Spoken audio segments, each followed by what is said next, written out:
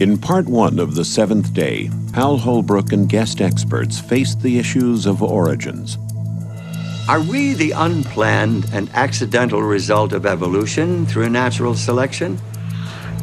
Or are we the handiwork of a supreme being? Do we owe our existence to the Aztec or Babylonian gods? Or to some alien creatures from outer space? What is the truth about our origin? When was our universe born? How did the stars find their places? Science can talk about how the universe behaves, how things take place within the universe. It cannot explain why something exists rather than nothing. By the word of the Lord were the heavens made, and all the host of them by the breath of his mouth. And on the seventh day God ended his work which he had made, and he rested on the seventh day. God creates the entire world in 6 days, and then he rests on the Sabbath. The Sabbath is, though, a creation in and of itself, because what it does is put the rest of the 6 days in perspective. The commandment to observe the Sabbath every seventh day, the longest of all the 10 commandments, was preserved with the other 9 on stone tablets and placed in the Ark of the Covenant. Individuals today are in great need of finding a sanctuary in time, which is what the Sabbath is. Pope John Paul II, in his apostolic letter Dies Domini, suggests that the Sabbath recalls that the universe and history belong to God. In more than 100 ancient and modern languages, the seventh day of the week was named Sabbath, or its equivalent. As we increase our knowledge of the past, as we unravel its mysteries, the outlines of our history become more and more distinct. From caves and burial sites, from stony cliffs that were once cities and towns, from the wrecks and ruins of long-lost tribes and nations, there emerge new clues to broaden our understanding of the human story. From the records of extinct civilizations and societies, and from the volumes of ancient literature, archaeologists are continually adding to the picture. There is a day that sets the weekly structure of time and binds the human family to its beginnings, the seventh-day Sabbath that links us to the Creator. And now, part 2 of the seventh day, revelations from the lost pages of history.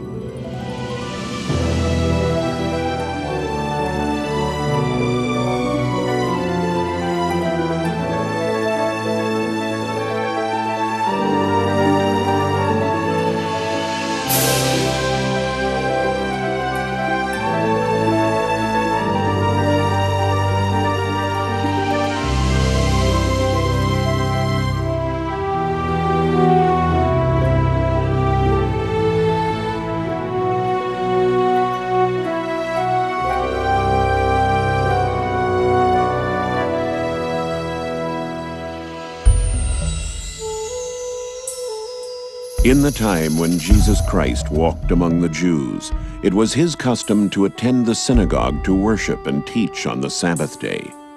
And the eyes of the religious leaders were continually upon him.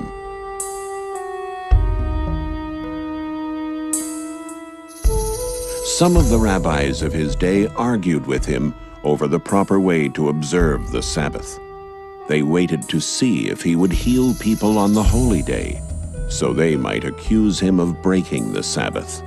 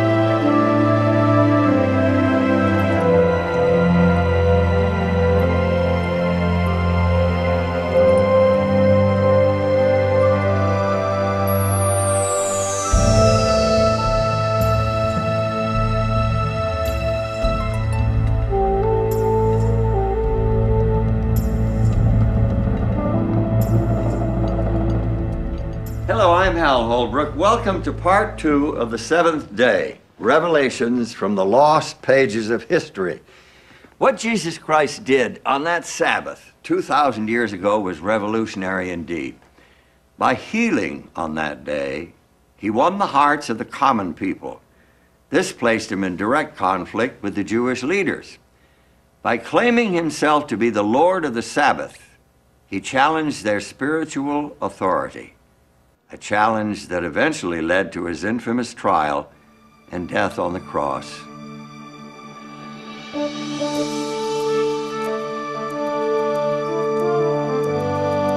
Jesus was born in Bethlehem, an insignificant town in the region of Judea during the reign of Caesar Augustus, the first great Roman emperor. At that time, the Roman Empire held within its borders scores, if not hundreds, of religions and cults. From Zoroastrianism in Persia to the mystery cults of Greece to the Druidism of Celtic Britain. Secret initiations and fertility rites were common, and so was belief in astrology. The Romans themselves admired the religion and culture of Greece. They adopted Greek gods and blended them into their own religions. The result was a mixture of ancestor worship, emperor worship, and sun worship, a religion that included not one god, but many.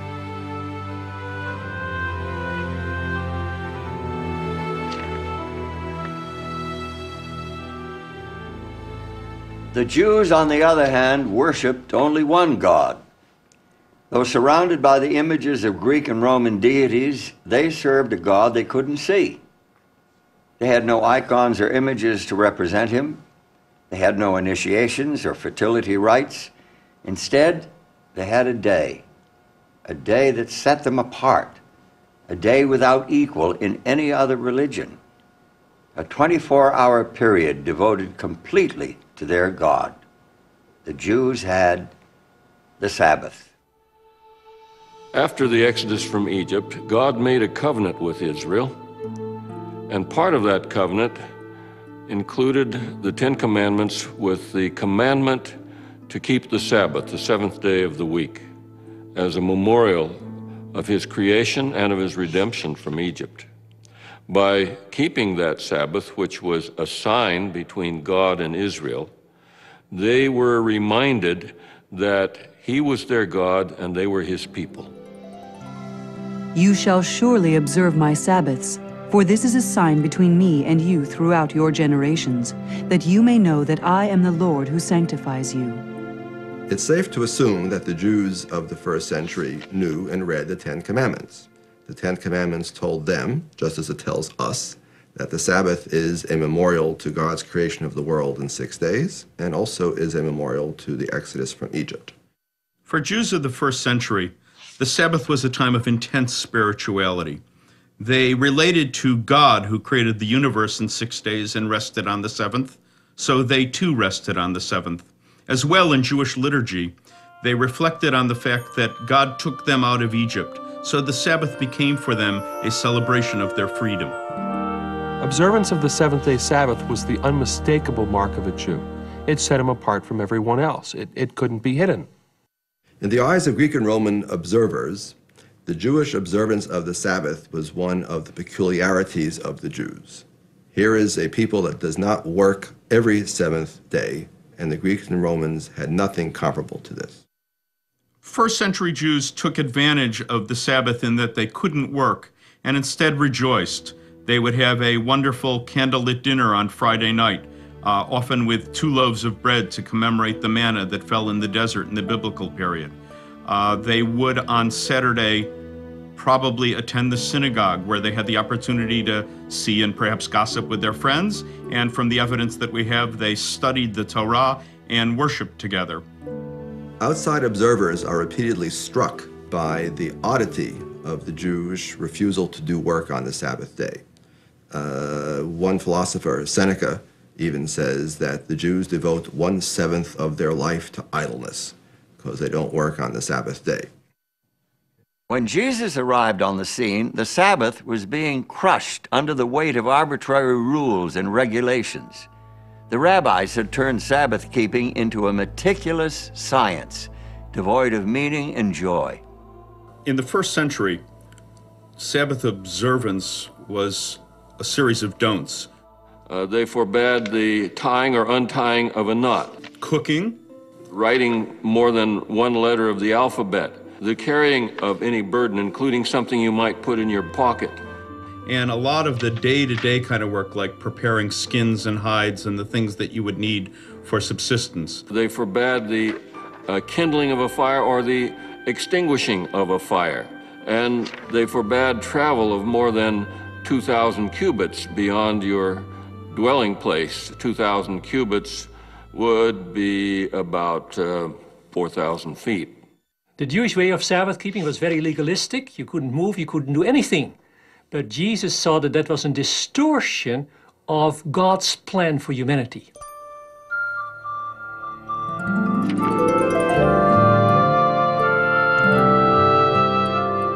By healing the man with the withered hand, Jesus showed the true spirit of the Sabbath.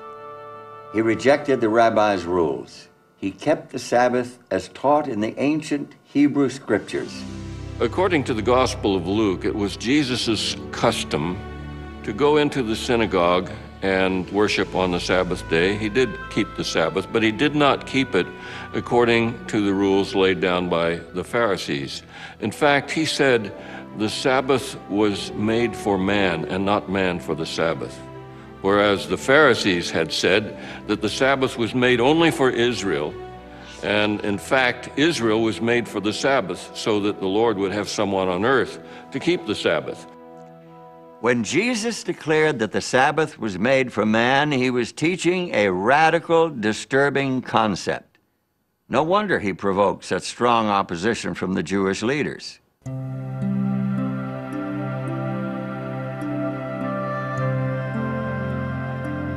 On another Sabbath, Jesus was teaching the people.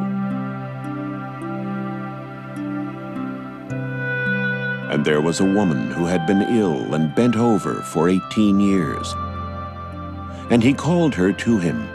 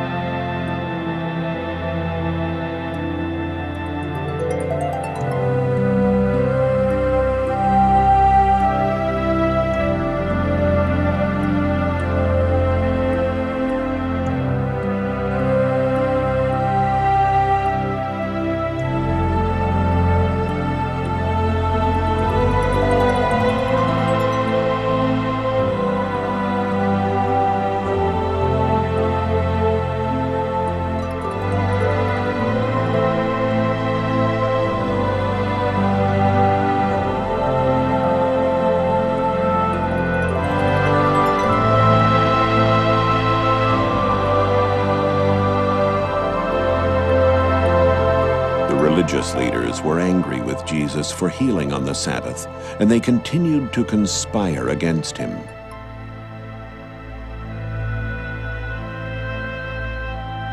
To the religious leaders, this was scandalous behavior, particularly because it broke their mortal danger rule.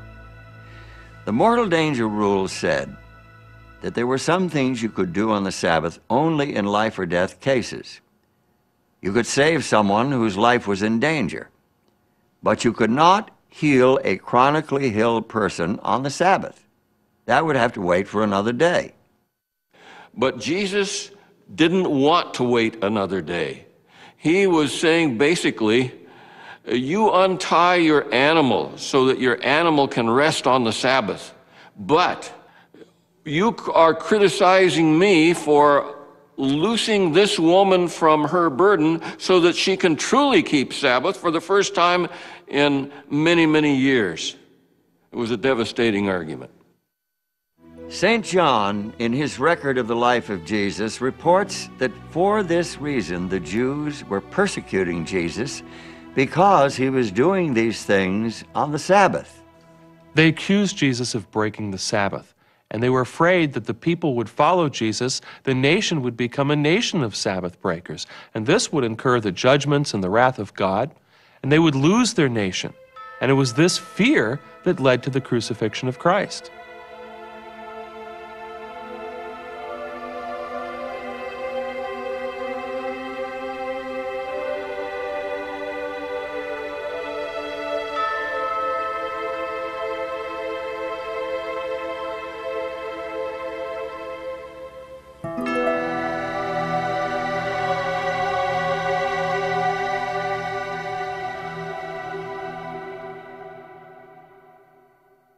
Some have suggested that the Sabbath of the Ten Commandments lost its significance with the life and death of Jesus, that somehow he did away with the Sabbath.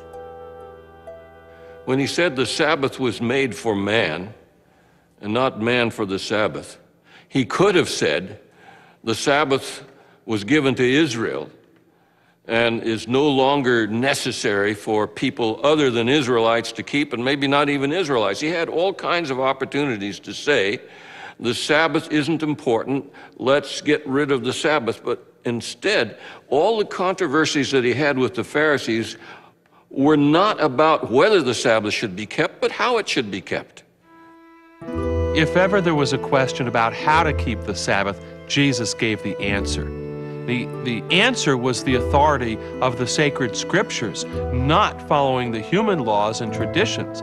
The human had so encrusted the Sabbath, you could hardly see the real thing. Jesus cut through that to the heart of the Sabbath, which is a relationship between a loving creator and people.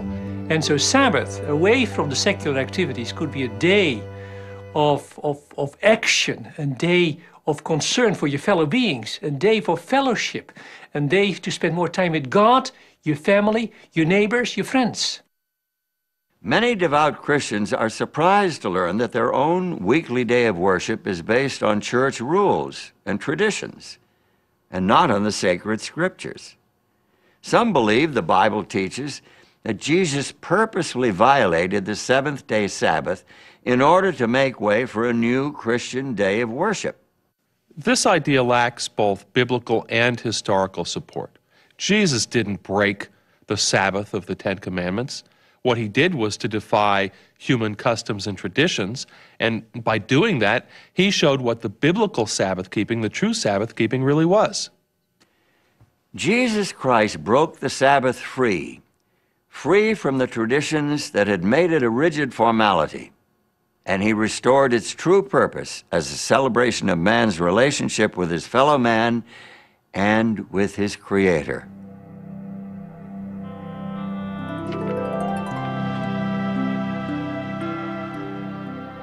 When ye therefore shall see the abomination of desolation spoken of by Daniel the prophet, let them which be in Judea flee into the mountains. But pray ye that your flight be not in the winter, neither on the Sabbath day. With those words, Jesus pointed to a frightening prediction from the Old Testament prophet Daniel. But why would he tell the people to pray that they wouldn't have to escape on the Sabbath, unless he expected them to still be keeping the Sabbath holy? In the Roman Empire in the year 66, Rome was quite unstable. That's called the year of the 4 emperors, and the first 3 did not die of natural causes. So the Jews, an eastern province of the Roman Empire, thought that this was actually a good time to take advantage of Roman instability to press forward for their own freedom from Roman oppression. The Roman general Vespasian marched against the city in an attempt to quell the uprising. Before the job was done, he became emperor in 69 AD. And his son Titus, another future emperor, took over as general of the army. Titus laid siege to the city, and finally in 70 AD, the Roman army broke through the defenses, ravaged the city, and completely destroyed the temple. An early church historian reports that the Christians of Jerusalem remembered the warning of Jesus and escaped before the city fell to the Romans. This story is an obvious intersection of history and prophecy. We know the dates and places, and Jesus predicted and knew when these things would take place, that 40 years after his death and resurrection, his followers would still be keeping the Sabbath. In fact, throughout the New Testament period, and that takes us to the end of the 1st century AD, Christians continued to observe the seventh-day Sabbath. That's clear from both the biblical and historical records.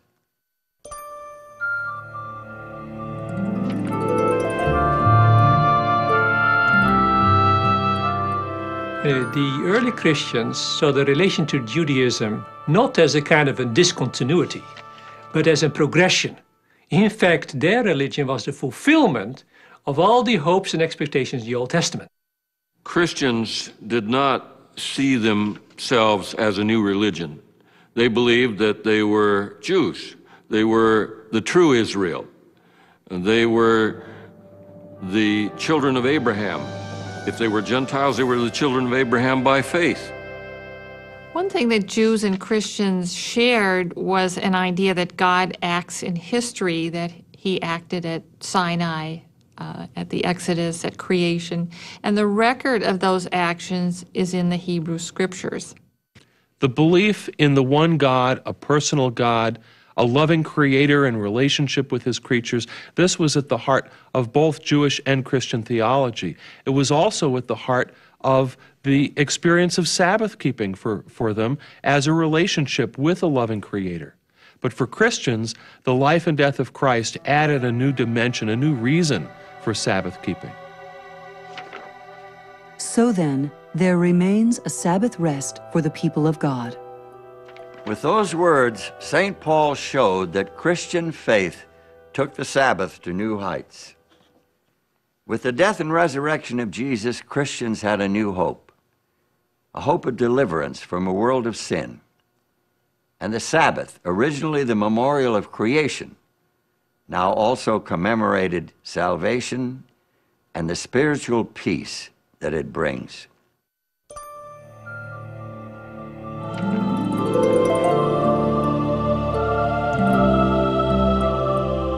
This brings us to an intriguing question.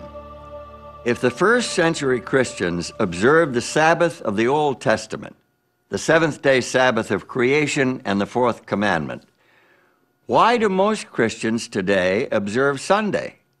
When did the change from Saturday to Sunday take place? Does the biblical record provide any clue?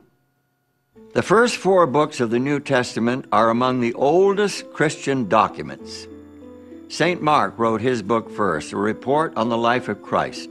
That was 55 AD or later. The writings of Saints Matthew and Luke probably date to sometime between the late 60s and AD 80. St. John, the last surviving original disciple of Christ, wrote his book near the end of the 1st century. Despite their late dates, from 30 to 70 years after the death of Christ, these books contain not even the slightest hint that Jesus himself or his disciples considered changing the day of rest and worship from the 7th day of the week to the 1st. It's especially significant that New Testament writers never referred to the 1st day of the week as a Sabbath. To them, the 7th day was the Sabbath. And this is consistent with all of the other evidence that to the end of the 1st century, Christians were worshiping with Jews in the synagogue on the Sabbath. About 95 or 100 AD, a change was made in the synagogue service. The middle part of the service is known as the standing prayer, the Amidah, or the 18 benedictions, consisting of 18 short prayers or blessings of God, Thanksgiving blessings. All 18 are recited on weekdays, on Sabbaths only 7. But at this time, an additional one was added. It's known in Hebrew as the Birkat Hamanim, the blessing concerning the heretics, but it's not really a blessing. May the apostates have no hope.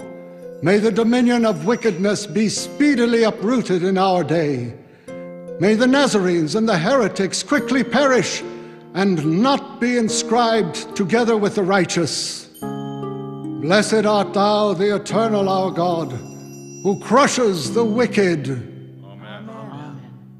it smoked out the Christians, because anyone could be asked to lead out in the recitation of this. Anybody, or everybody was supposed to say amen at the end of each one.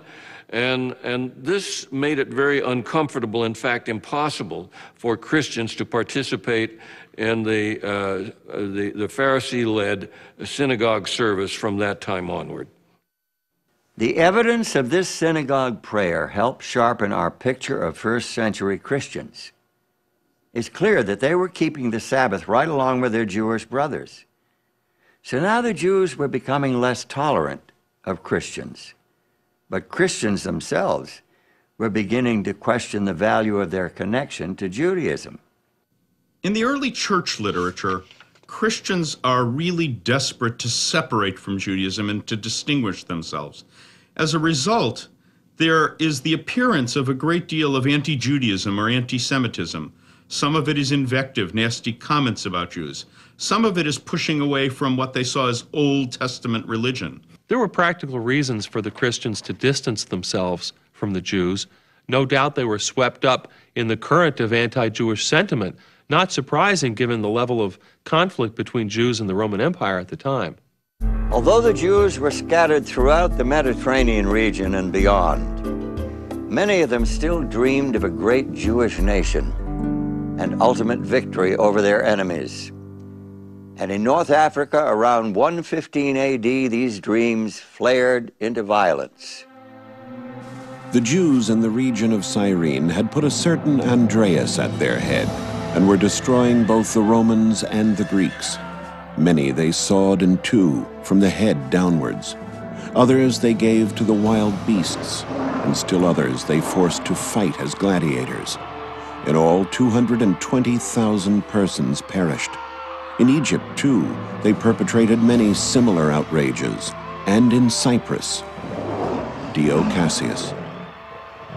A few years later, in 132, Jewish opposition to imperial authority exploded into another violent revolt. This time, it was in Jerusalem.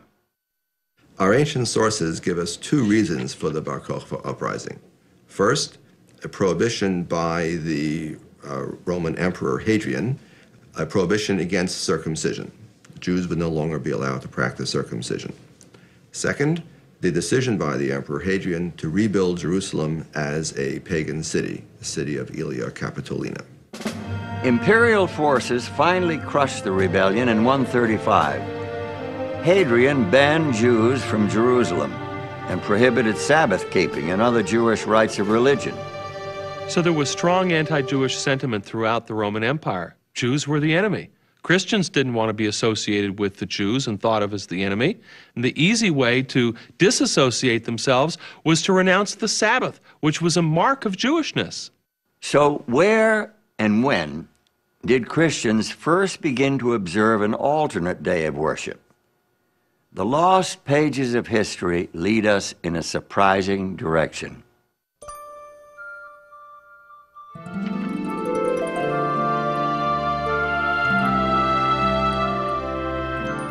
Alexandria, Egypt, founded in 332 BC by Alexander the Great, one of the world's great centers of literature, science, and commerce, a melting pot of religious ideas and classical philosophy. There is solid evidence that Christians in Alexandria were the first to replace Sabbath observance with first day, that is Sunday, worship. This began shortly before 120 AD. One of the first documents that we find pointing to Christian keeping of Sunday is the so-called Epistle of Barnabas.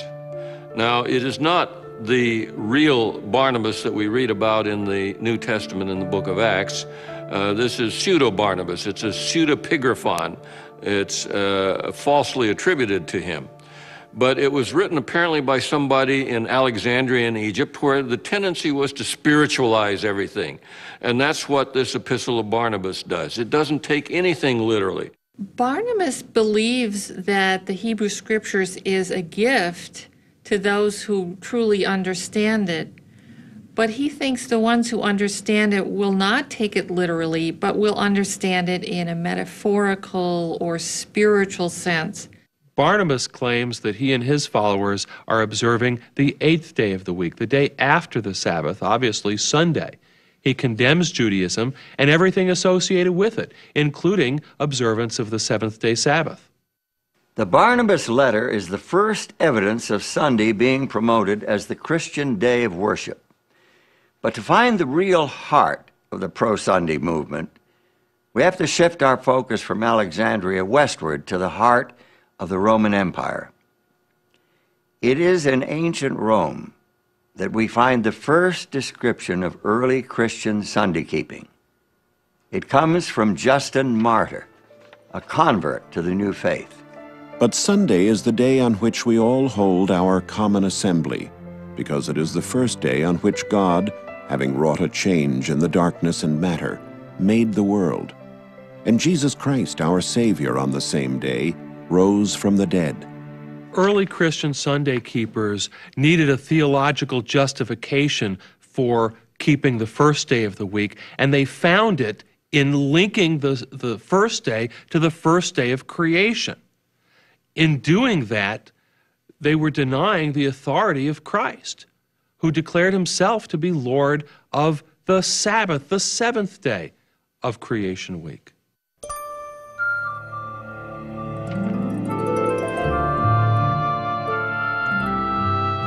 We have reached a critical defining moment in our story. By isolating the weekly holy day from its biblical roots, church leaders cut off the Sabbath from its source of spiritual meaning. It would become a hollow formality, a political hot potato, a test of authority, and a pawn in a centuries-long power struggle.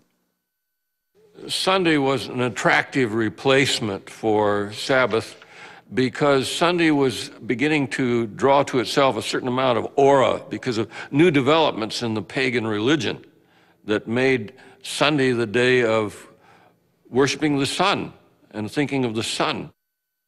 I suppose it was inevitable that elements of pagan worship would find their way into Christianity. Christians were, after all, a small minority in a distinctly pagan world, a world that worshiped mythical gods, dead emperors, and the invincible sun. Historians commonly date the beginning of the Roman Empire as 31 BC. That's when Octavian defeated the forces of Antony and Cleopatra and came back to Rome to rule as the first Caesar, Caesar Augustus. And it was at that time that he shipped back to Rome 2 great obelisks. One of those he set up in the Circus Maximus.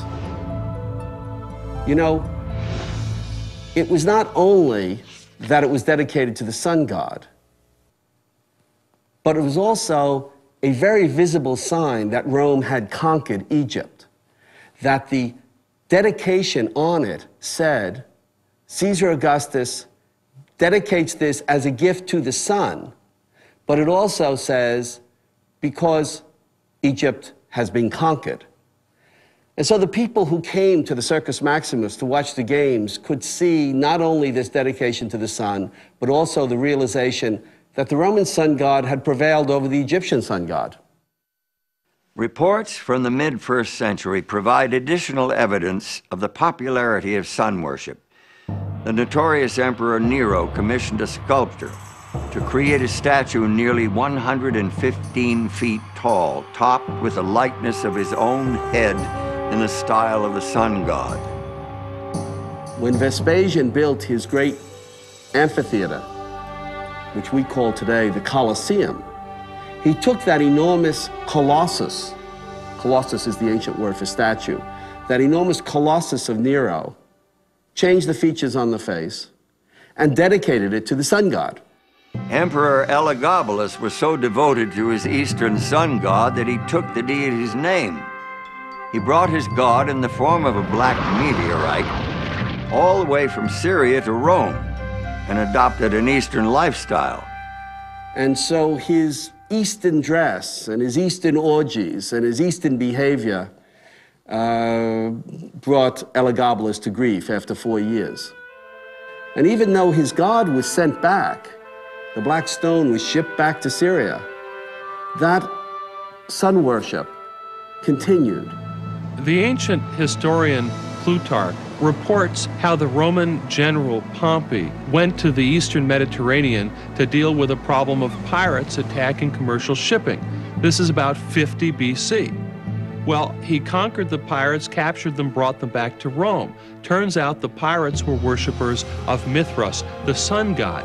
And from those pirates, the worship of Mithras became very popular in Rome, especially among the military. I think that Roman military men would find Mithras a particularly attractive divinity. He was a warrior himself, fighting for the forces of good. It was a hierarchical religion, and one could progress from grade to grade. There were 7 grades of Mithraism, much like in an army. And thirdly, it was a religion of brotherhood and fellowship. They would meet together not only to worship their God, but to eat a meal in common. We hear about Roman soldiers having come back from the east who pray at dawn, facing the east, facing the sun. And this is when we begin to get in Rome a mention of Deus Sol Invictus. That is to say, the unconquerable sun god. Unconquerable because the night tries to conquer the sun in each 24-hour period. But at dawn, the sun has survived. The sun has vanquished the night.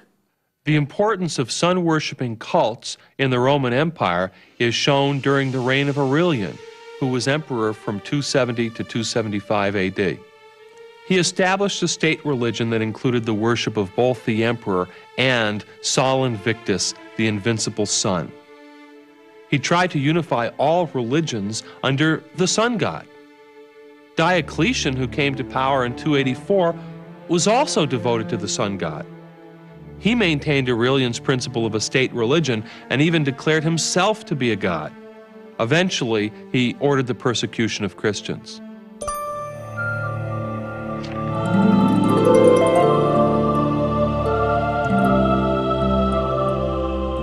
To some Christian leaders, it made sense to take advantage of the popularity of Sunday, especially since Sunday observance would make Christianity more attractive to the pagans, who already worshiped the sun on that day. For example, the Roman Emperor Constantine was, like Aurelian and Diocletian before him, a worshiper of the sun. He was the first emperor to profess belief in Christianity. It was during a crusade against his rivals that he was supposedly converted to Christianity. Sympathetic biographers claim that before a climactic battle near Rome, Constantine saw a vision of a flaming cross in the sky. He credited this vision with his subsequent victory and declared himself to be a Christian. Historians debate whether or not Constantine's conversion was genuine, since he maintained his pagan superstitions throughout much of his reign. He consented to baptism only as he lay on his deathbed. Still, his reign did mark a dramatic turning point in the history of Christianity. In 313, with the agreement of his co-emperor Licinius, he effectively legalized the Christian religion. The reign of Constantine the Great forms one of the epochs in the history of the world. It is the era of the dissolution of the Roman Empire, the commencement, or rather consolidation, of a kind of Eastern despotism with a new capital, a new constitution, and finally, a new religion. Was Constantine converted to Christianity, or was it the other way around? Who knows? But what's important to us today is that what emerged was a different kind of church, a different kind of state. In fact, the two were so blended together, it was hard to see where one ended and the other began.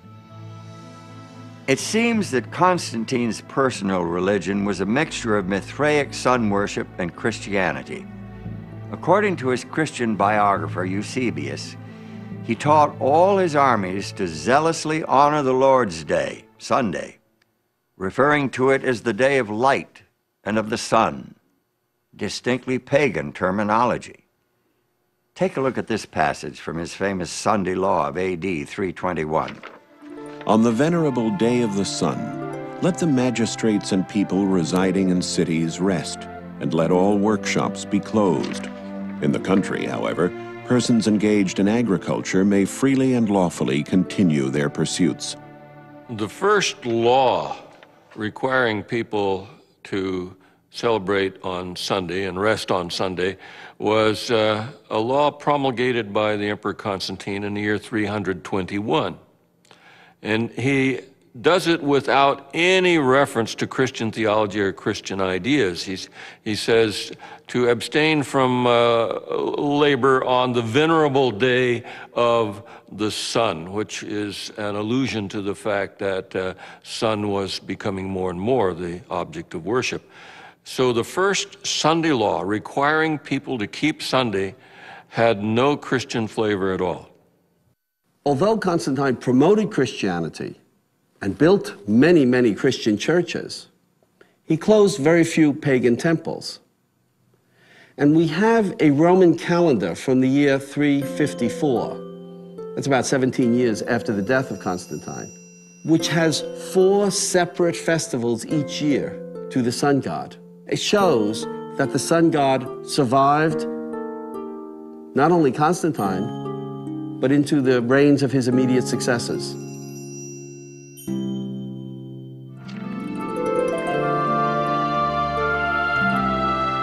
Did Constantine's Sunday law settle the Saturday-Sunday issue? Not according to the records from the ancient city of Laodicea, where church leaders met near the middle of the 4th century. The church council at Laodicea dealt specifically with the issue of what scriptures, if any, should be read at Sabbath services. The Gospels are to be read on the Sabbath, that is, Saturday, with the other scriptures. The fact that the council addressed this issue is irrefutable proof that Christian church members were still attending worship services on the 7th-day Sabbath. Remember, this is more than 300 years after Christ. But there's more. Christians must not Judaize by resting on the Sabbath, but must work on that day, rather honoring the Lord's Day, and if they can, resting then as Christians. But if any shall be found to be Judaizers, let them be anathema from Christ. What did the council mean by Judaizers? Judaizers were those Christians who did not work on Sabbath, like the Jews. Church leaders wanted everyone to work on Sabbath and to refrain from work on the first day of the week, which they now called the Lord's Day. And this was consistent with the Sunday law enacted by the Emperor Constantine.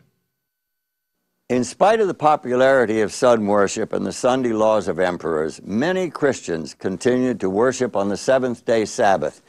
In fact, Christian churches that abandoned the Sabbath were in the minority. For although almost all churches throughout the world celebrate the sacred mysteries on the Sabbath of every week, yet the Christians of Alexandria and at Rome, on account of some ancient tradition, have ceased to do this. Without question, Christians were still observing the 7th-day Sabbath clear down in the second half of the 4th century. In spite of theological arguments, anti-Jewish prejudice, and the decree of an emperor, the Sabbath of the Creator was not dead. The succeeding centuries saw the Sabbath at the heart of controversy between popes and patriarchs. The weekly day of rest and worship became a test of church authority and a sign of submission to the sovereignty of a new kind of religious government. It became a major cause of the great rift that divided the Christian church for 900 years. More about that when we return with part 3 of the 7th day.